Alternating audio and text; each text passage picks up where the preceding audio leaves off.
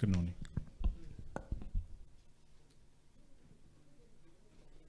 Good afternoon, everyone.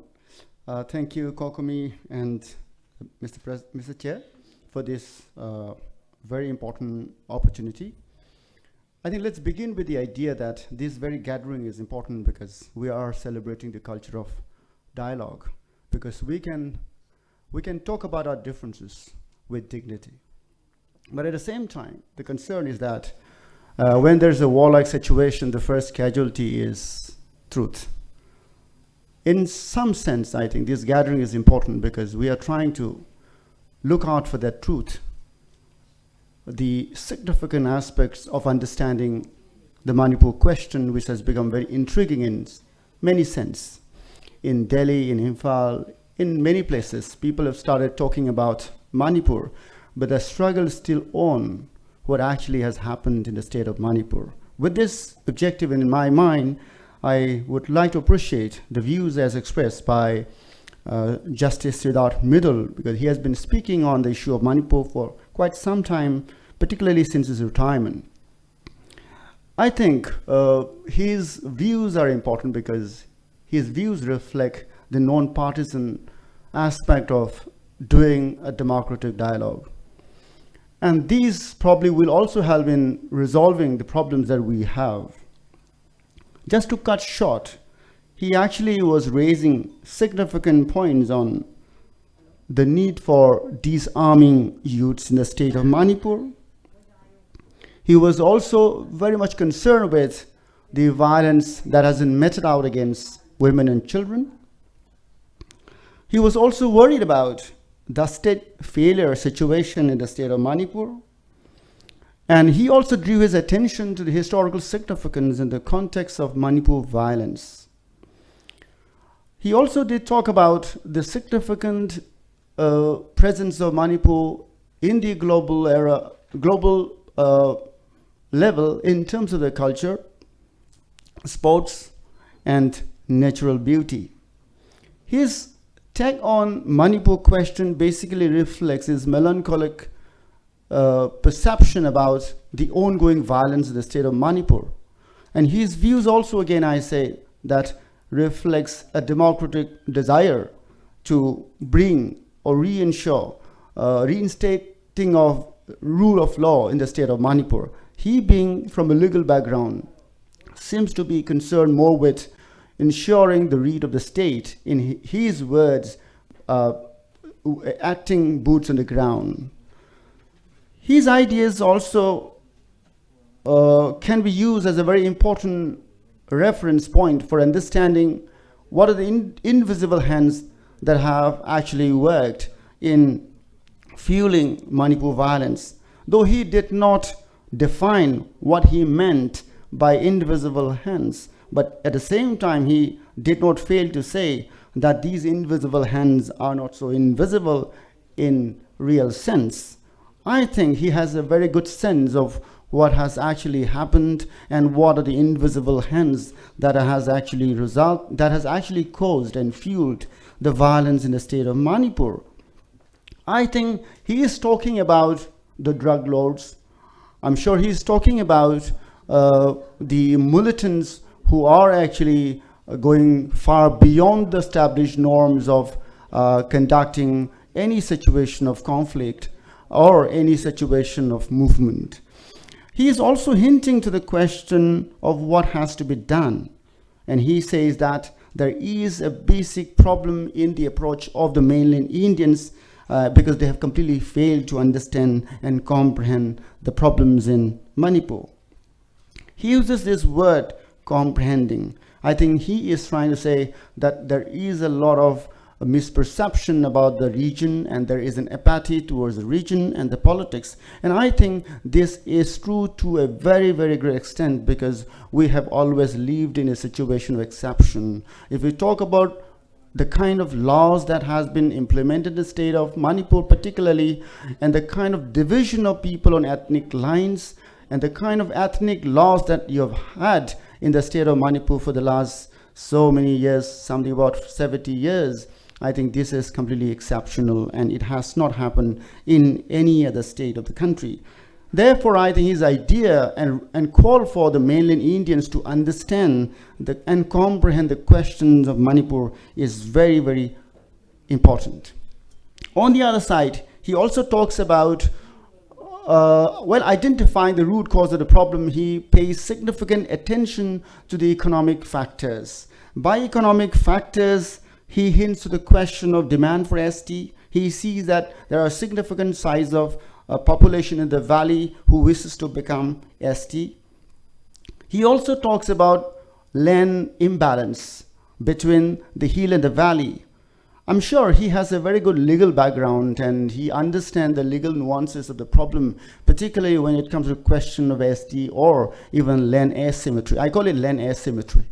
There are many political scientists belonging to a certain community talking about asymmetric federalism, land asymmetry as a very important marker of distribution of power. I think in this very idea of asymmetry, I think there is an unfair proposition of asymmetric arrangement of land and institutions in the state of Manipur.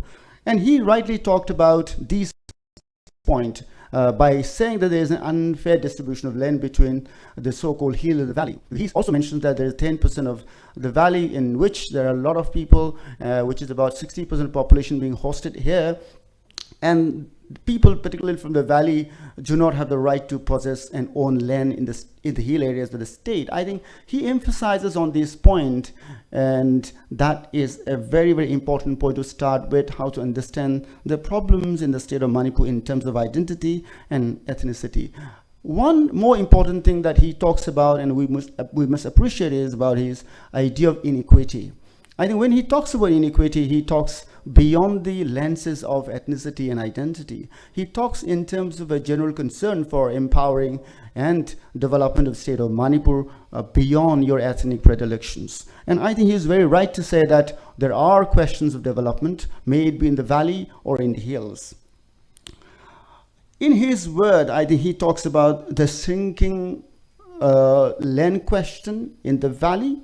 And these land crisis, he thinks, is a very, very important aspect of understanding the economic front of the ongoing problem in the state of Manipur. I leave the other explanations to him because I'm only referring to the terms and the idiom that he has used in his speech. When talking about the way forward, he talked about seizing of illegal arms. He talks about boots on the ground being active. He also talks about bringing in a lot of important stakeholders who can actually resolve the problem and lead to a fruitful dialogue. His main concern is also about how employment in the state of Manipur is completely reliant on public sector. And he being posted in Manipur for some time, I guess it was for about 11 months, he knew it very clearly that there was a severe economic problem in terms of employment, because everybody in the state of Manipur, particularly youths, are looking for government jobs only because they don't have any other avenues of employment. And he reflected very well on this, and when he speaks these issues in Delhi, it has more resonance and significance because we have completely been converted into a sick state. Because we are dependent on the center, and this grand innate economic model is completely harming our dignity and identity because it has completely made us reliant on New Delhi's mercy and the budget. He was completely right and aligned with our own concerns that our economy has been completely, failed because of the institutional models that has been implemented in the state and the region. Particularly, we have always been seen as a borderland state, and these borderlands are never to be reliant, and it was very well reflected in the letters which were written in the 1940s and the 50s when the Congress was ruling the country. And I think Miraz had actually mentioned a lot of good important things about how the idea of Manipur was always multicultural. This multicultural identity of the state of Manipur is being questioned today by denying the historical facticity of the state, and there is a design of discourse to actually malign this very historicity of the state of Manipur. The whole idea of talking about the idea of Manipur is to reclaim the democratic culture that we have had, and now all of a sudden we are we're actually forced to kind of defend ourselves, forced to tell ourselves that we were once multicultural. All of a sudden, there's a conflict between communities, and there's an increasing misunderstanding between communities. And I think there is the situation because the designs of the institutions, because that divided people on ethnic lines. And it looks like the ongoing movements of the ethnic communities are actually increasingly harping on further division of the state of Manipur on these ethnic equations, which is completely against the historicity of our multicultural existence. Now, I leave his his presentation here, and now I want to go to the second aspect of my presentation, which I think this is a very important opportunity for us and for me to speak on certain things about identity politics and ethnicity. I want to begin by claiming a couple of statements and propositions which I openly leave it to the audience and people who are hearing to me to challenge me in my perception and proposition if there is a need for that. But in the recent times, we have seen in the newspapers being written by certain community scholars. And I don't want to be identified as a community scholar because we have lived more as a collective identity, not as a community ethnocentric scholar. Coming to this point, what is the problem with ethnicity? That's very important for the daily people to understand. What's the problem with ethnicity? If you look at the speeches of 𝗡𝗢𝗡 𝗔𝗠𝗕𝗔𝗠, he is completely, given the legal background he has, I think he has completely failed to understand the whole idea of state making. Manipur had a very advanced state-making process, and there was an increasing amalgamation of the hill and the valley through this process of state-making, and we are completely qualified to be called as a modern state because we have a long history of that kind of thing. When he was, I'm not encroaching upon the other scholars' presentation, but I think it is very important for me to dissect what 𝗡𝗢𝗡 𝗔𝗠𝗕𝗔𝗠 was trying to do on that day. He was simply trying to kind of give more further to the ethnocentric politics by saying that, of course, we need to redraw the boundaries of state on ethnic lines. That's really unbecoming on his part. He has completely failed to understand that there are overlapping spaces, and these overlapping spaces are important for democratic political culture.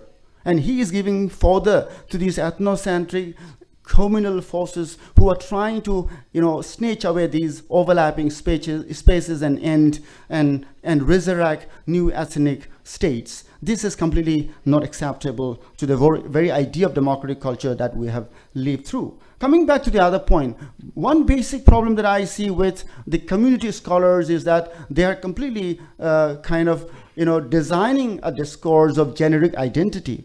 Generic identity is a new problem I think we're encountering with in the region, and particularly in Manipur. I don't want to name these generic identities, but I would like to say that these generic identity, like 𝗡𝗢𝗡𝗓 𝗔𝗦𝗦𝗢𝗖 𝗣𝗥𝗢𝗙, these generic identities are actually creating havoc on our multicultural spaces because they are trying to, resurrect new discourses by ending these overlapping spaces. And therefore, if you talk about the peace processes and its scope in the state of Manipur, you can see these ethnic communities, ethnic politicians actually not really interested in engaging with differences and the ideas or through democratic processes, because that will ultimately end up this very idea of generic identity politics. And the generic identity politics has a very typical problem because they repress the diversities within this generic identity. And we see it very clearly. A lot of smaller communities, we're having 700 people population, 1,000 people population. These communities are increasingly having, a sense of threat because of the politics of generic identity, their dress, their culture, their food habit, their folktales, all being, moderated to fit into the politics of generic identity. Therefore, I think we must keep on harping on this point that this very concept of ethnic minority is a very problematic concept, because in the very identity of the minority politics, there is also a sense of majoritarianism, because they also keep on repressing micro tribes within these acclaimed identity of generic kind. Coming back to the other point, I want to also argue that ethnicity has made people very one-dimensional. There's a political scientist called Herbert Marcuse. He has argued that Capitalism is making people one-sided, one-dimensional, because we only buy things which is promoted by capitalist logic. Similarly, ethnicity is making people one-dimensional because they only talk the language of ethnicity and nothing else. This is a very dangerous trend, and we must actually intervene, and we must stand against this making of people one-dimensional. You are a Naga, you are a Meitei, you are a Kuki, you are a Pangal. This is a very, very dangerous discourse, and I'm reminded of the words and the thesis as proposed by 𝗡𝗢𝗡 𝗔𝗥𝗔𝗠𝗕𝗔𝗠 that capitalism makes you one-dimensional, so as ethnicity for me. To the other aspect of the problem, this absoluteness of binaries has been projected by the ethnocentric political thinkers. We have seen them in abundance these days, and I think the mainland people have completely taken a colonial perception, colonial perspective. They have resided in the colonial perspective to understand the people in the region, whereby they're forgetting that these people are very multicultural in many sense, and they have a rich history and culture. And this respect for each other is beginning to be diminishing because of the increasing deep state role, where there are a lot of investments being given to actually strengthen these ethnic identities to pursue their politics. And I think when we say deep state politics, I think these daily based scholars, they're completely bogged down by these, this failure to understand the deep state politics that is increasingly manifested in the region called India, Myanmar, and Bangladesh borderlands. And we are actually beginning to be a victim. And in this game of geopolitics, there are deep state institutions coming in overt and covert form that actually plays with our multicultural identity.